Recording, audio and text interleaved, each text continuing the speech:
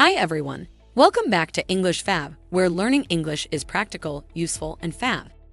Today, we're talking about food-related hobbies, a fun and delicious topic that brings people together. Whether you love cooking, baking, BBQ grilling, brewing coffee, or even food photography, knowing how to talk about your passion in English can be tricky. How do you describe flavors, techniques, or the process of making something from scratch?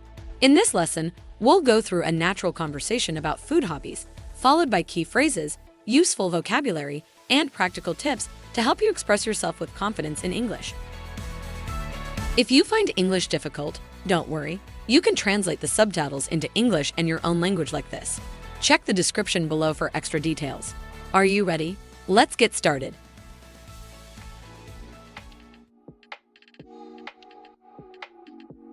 Wow, your kitchen smells amazing. What are you making? I'm baking some homemade sourdough bread. I've been really into fermentation lately. That's awesome. I've heard sourdough takes a lot of patience. Yeah, you have to feed the starter for days before you can even bake the bread. But once you get the hang of it, it's super rewarding. Do you like baking? Not really, but I love BBQ grilling. There's nothing better than grilling steaks or burgers on a weekend.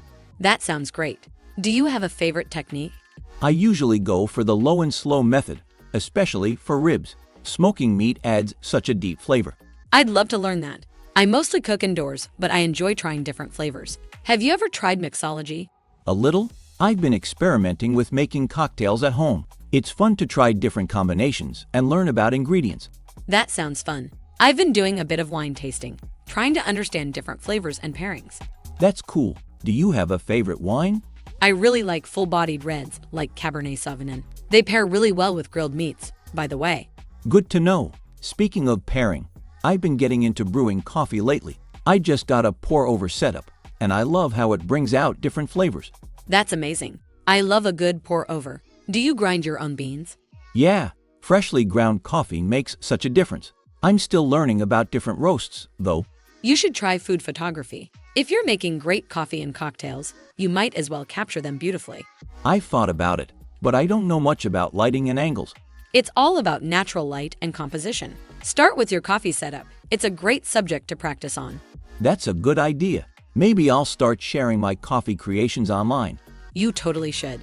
It's fun to share your passion with others.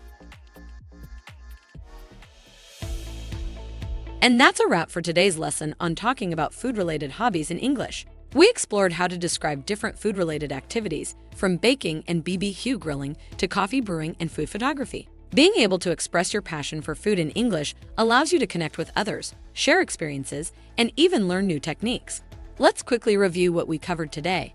What we talked about: a natural conversation about different food hobbies, including baking, mixology, and BBQ grilling. How to describe flavors, techniques, and food presentation. Useful words and phrases to confidently talk about food-related activities in everyday conversations. Key phrases: wow, your kitchen smells amazing. What are you making? Sourdough takes a lot of patience. I've been experimenting with making cocktails at home. I just got a pour-over setup, and I love how it brings out different flavors. If you're making great coffee and cocktails, you might as well capture them beautifully. It's all about natural light and composition. We should set up a food night sometime. Being able to talk about food-related hobbies in English is a great way to share your passion, exchange ideas, and learn from others. Whether you're describing your favorite dish, explaining how to make something, or talking about the perfect coffee blend, practicing these phrases will help you express yourself more naturally. Try talking about a recent food experience, describing a recipe, or sharing your thoughts on different flavors. The more you practice, the more confident you'll become.